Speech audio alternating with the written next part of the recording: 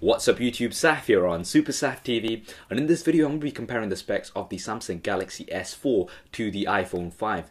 Now the S3 was the most compared phone to the iPhone 5 last year, and no doubt a lot of people are going to be sort of in a position where they'll be deciding whether to go for the S4 or the iPhone 5, at least up until the next iPhone release. So I thought, in my usual style, let me do a head-to-head comparison between these two devices and give you guys a better idea of the differences in spec.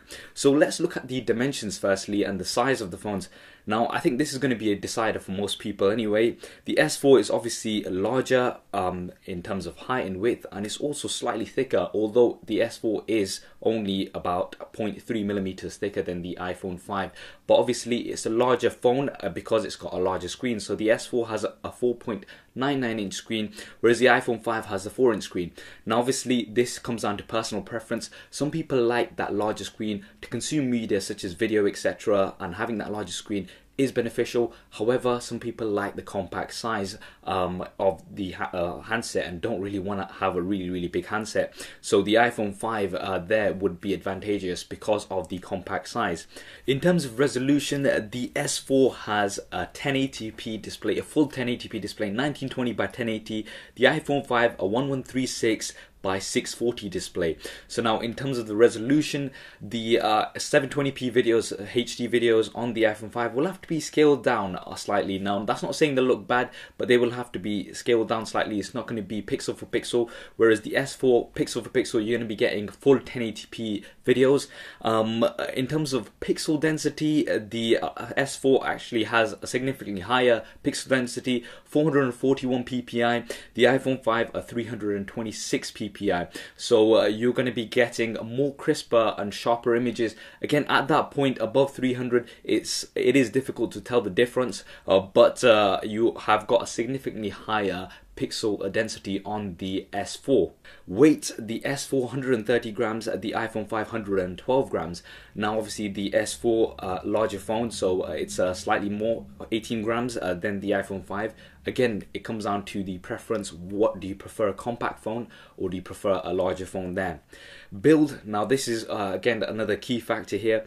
The iPhone 5 has that premium feel. It's got the aluminium body with the glass as well, so it's got a nice premium feel to it. The S4, they've gone for a polycarbonate casing. Now they're saying this is stronger than the S3, but this is a big disadvantage for the Samsung devices, the Galaxy devices that they've got, is a lot of people don't like that plasticky look. They want, if they're going to be spending a premium amount on the phone, they want it to look premium. Samsung say they use this because it's very durable and also keeps the phone very light as well for its size. But once again, I think this is a big disadvantage that a lot of people are annoyed about, especially considering the fact that the S4 looks pretty much the same as the S3. Now looking at what's inside the devices, the processors, the S4, now the international version is going to have an Exynos 5 octa-core processor. That's 8 cores. Now I've been quite impressed by this. You've got 4 cores running at 1.6 gigahertz, Cortex A15. You've got another 4 cores which are going to be running at 1.2 gigahertz, Cortex A7. Now the way this is going to work is the smaller cores are going to sort of handle your general sort of usage, and then the larger cores are going to kick in when you need more intensive tasks. And there's also going to be a 1.9 gigahertz quad-core processor version as well. As you know, with the S3 they also had the different variants. The iPhone 5 has the Apple A6 dual-core 1.2 gigahertz processor. Now obviously on paper the S4 has a much better processor, but we'll need to see benchmarks. But the octa-core is something new that we've not seen on smartphones before, so that's very impressive there. In terms of internal memory, the S4 and the iPhone 5 both come in 16, 32 and 64 gigabyte variants.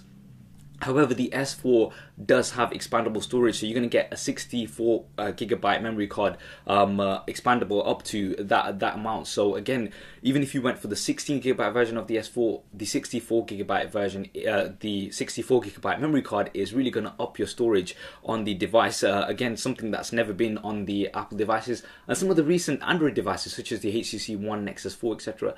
don't have expandable storage. So now this is something that's becoming more and more rare in the smartphone market. I really think it's a very, very useful feature, and having that expandable storage, you don't have to sort of be stuck with the storage that you've got. So very useful there. In terms of RAM, the S4 2GB of RAM, the iPhone 5 1GB of RAM. Now obviously RAM is really useful for multitasking and things like that, so having extra RAM is going to be advantageous here. In terms of the cameras, the S4 13 megapixel camera, the iPhone 5 has an 8 megapixel camera. Now the S4 obviously it's also got some of these new features that they've been talking about, dual camera, so you can have take shots and videos and use both cameras, so it's going to sort of paste the picture of you into the picture or video that you're taking. You've got drama shot, you're going to take multiple shots in one go, and then you can pick the one that you want later. You've got an eraser option to take things out, and you've also got pictures with sound. I've said this before, I don't see the point of having pictures with sound. I'd just rather take a video. Obviously, the iPhone 5 has its features such as FaceTime, which a lot of people are popular with. They prefer using that compared to something like Skype. So, you've got your different sort of options there. Obviously, a side-by-side comparison will be useful. And I've seen a few nice side-by-side comparisons between the S3 and the iPhone 5. Now, it'll be useful to see those with the S4 and the iPhone 5. Obviously, if once I do get hold of the S4, then we'll have some on the channel comparisons. Video, both do 1080p at 30 frames a second from the rear-facing cameras. And the front-facing cameras, the S4 has a 2.1 megapixel front-facing camera, the iPhone 5 a 1.2 megapixel front-facing camera. The S4 can film at 1080p at 30 frames a second from the front-facing camera. The iPhone 5 720p at 30 frames a second. So obviously you've got 1080p on the S4 on both front and rear cameras as well. This is really useful for me anyway. When I'm, if I'm videoing something and I'm editing later on, it used to really annoy me having the inconsistency between the two cameras there. But you're going to be getting 1080p on both of them. In terms of the connector, the S4 micro USB, obviously universal on Android devices. If you've got another Android device, you're going to be able to multi-use the micro USB. The iPhone 5 has the Lightning connector. Now, the Lightning connector with the 4S and 4 versions, if you've got the connectors with that, they will not work with this because this is a new connector, and as it is with the new iPad, etc. So obviously that's another element there. Connectivity, now the S4 does have NFC, and it's also got infrared LEDs to use as remote control. The iPhone 5 does not have NFC. Now Apple have sort of not gone for NFC, at least this time around. How useful is NFC? They're really pushing for it, things like payments, etc. Right now it's not really picked up hugely, but the S4 does have NFC, whereas the iPhone 5 does not. Operating system, obviously now this is going to be another big deciding factor for a lot of people. The S4 has the Android operating system 4.2.2 Jelly Bean, the latest version, and it comes with the TouchWiz UI on top of the Android. So you're going to get a lot of the Samsung features on there. iPhone 5, obviously, iOS 6. Now, this is going to come down to personal preference. Do you prefer Android? Do you prefer iPhone? I'm going to leave that to you. As I've said, I usually don't go into the debates in these videos, maybe in a different video. The S4 also comes with some additional features such as Smart Scroll. So if you're looking down, it's going to eye track and scroll down automatically.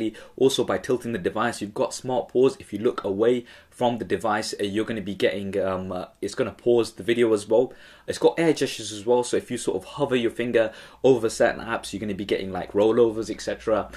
Without actually having to click, touch down onto the device. So that's another useful feature. The iPhone 5 obviously has some of its own features such as Siri. Now, S4 does have S Voice. Now they're trying to really push for this, but again, this we'll have to see. The S Voice on the S3 wasn't too great, I'll be honest. I've used it myself, yeah. So I hope the S4 will have an improved version of S Voice. And obviously Siri, iPhone 5 is pretty popular amongst the Apple sort of audience there as well. Battery wise, the S4 has a lithium ion 2600 milliamp battery. The iPhone 5 a lithium polymer 1440 milliamp battery.